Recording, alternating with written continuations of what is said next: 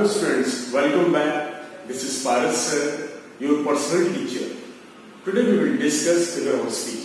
आज हम figure of speech पढ़ते हैं. ओके, सबसे पहली बात figure of speech होता क्या है? जैसे हिंदी में अलंकार होते हैं, in the same way English में figures of speech होते हैं. क्या काम होता है? वाक्य को सजाना, वाक्य को डेकोरेट करना. ओके, इसको हम क्या बोलते हैं? figures of speech बोलते हैं. ठीक है, देखते हैं जरा सा. A figure of speech is a remarkable way of saying something by words. Figure of speech क्या है? वर्ड्स के द्वारा कुछ कहना. सेंटेंस को कैसा बनाना?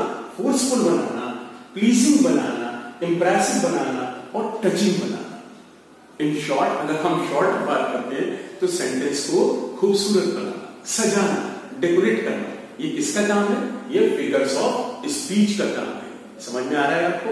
एक सेंटेंस के एग्जांपल देता हूं. She is very beautiful. वो बहुत सुंदर है. ये सिंपल सेंटेंस.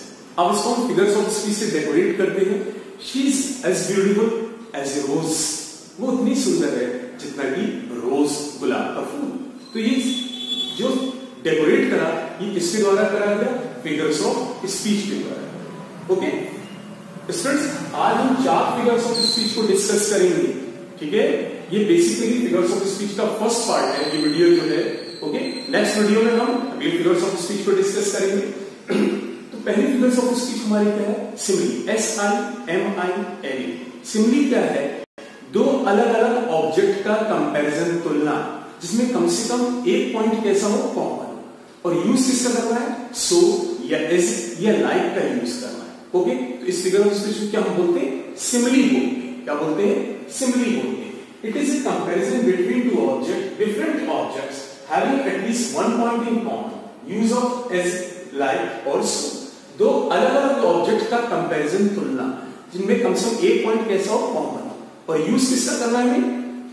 सो एज, लाइक का हमें यूज करना है. ओके, फर्स्ट एग्जांपल देखते हैं, समझ में आएगा. It dropped as the gentle rain from heaven. It जो यूज करा गया शेक्सपियर की लाइन है. मर्सी को बोला गया है. इट जो है कि it dropped as gentle rain from heaven. अब यहां पर स्टूडेंट कंपैरिजन है, तुलना है. किस चीज में? मर्सी के बीच में और जेंटल रेन के बीच में. क्लियर है? मर्सी के बीच में और जेंटल रेन के बीच. मर्सी को क्या यूज करा गया है? इट कह के यूज करा गया है. क्लियर है?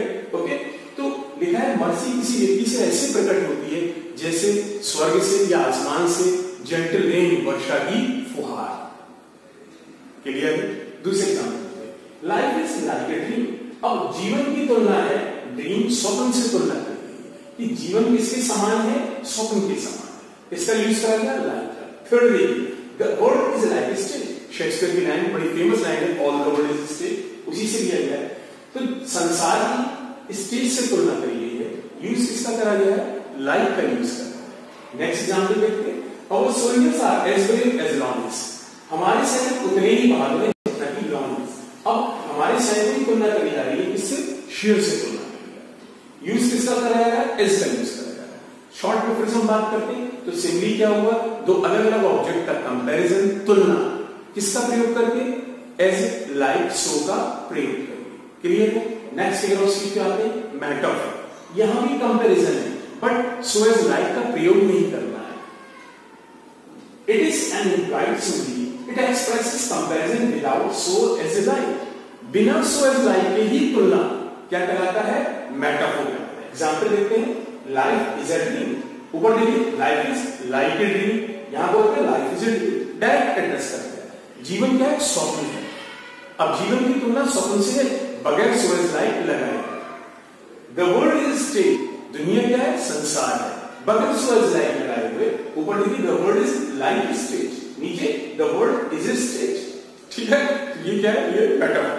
नेक्स्ट देखिए, Our soldiers are lions. हमारे सैनिक क्या है? शेर. ऊपर देखिए, Our soldiers are as brave as lions. तो ऊपर भी कंपैरिजन है, नीचे भी कंपैरिजन है. यहाँ सो एज लाइक का प्रयोग हो रहा है सिमिली में, यहाँ विदाउट सो एज लाइक का यूज हो रहा है. इसी को हम क्या बोलते हैं? इसको हम मेटाफोर बोलते हैं. क्लियर है?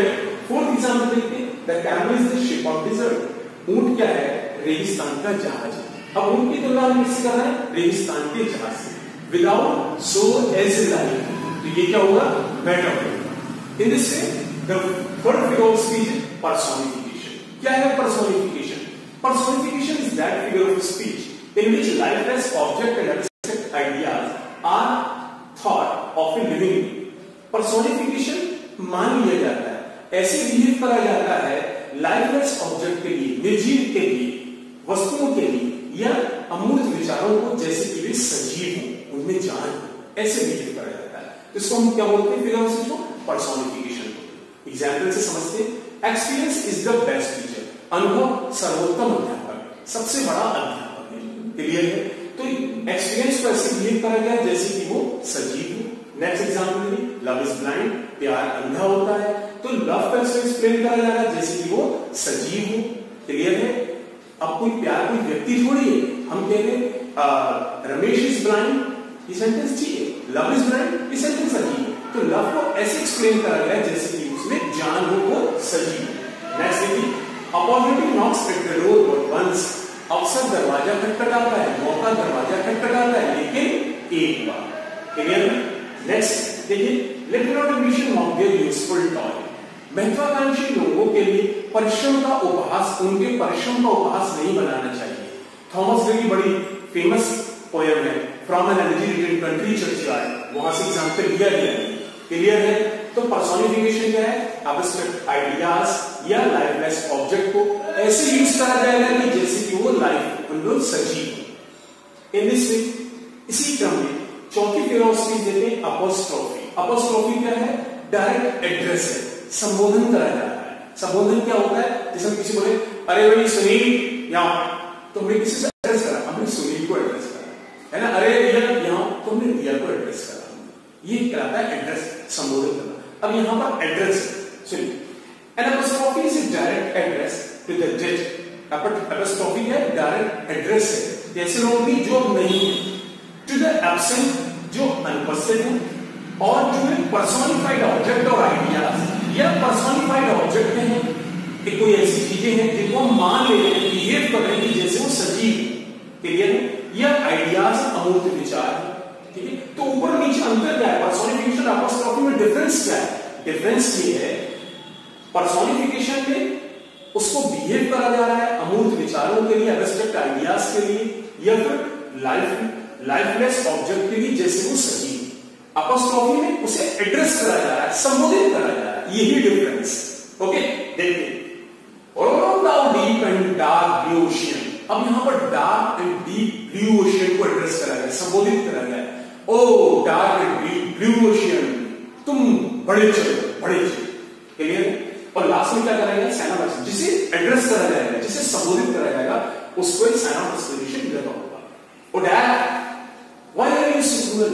ये मृत्यु, तुम इतने क्रूअल क्यों? अब डेथ को ऐसे एक्सप्लेन करा गया जैसे कोई कर रहा हो, व्यक्ति के लिए एक्सप्लेन करा जा रहा हो, है ना, कि वो इतना क्रूअल है। Next example, O grave where is thy victory. ओ मृत्यु, ग्रेव बोलते हैं कब्र के लिए।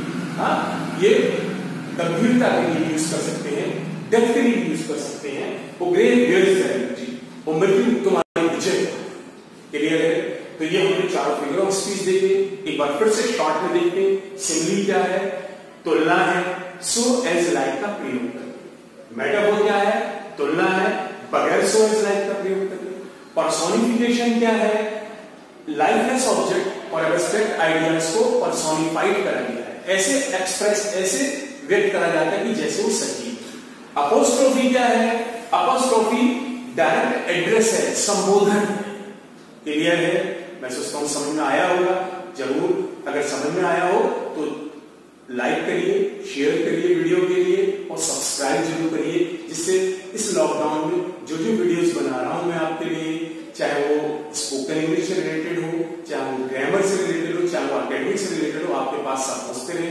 फिर मिलते हैं जल्दी इसका सेकंड पार्ट लेके। Okay, goodbye students.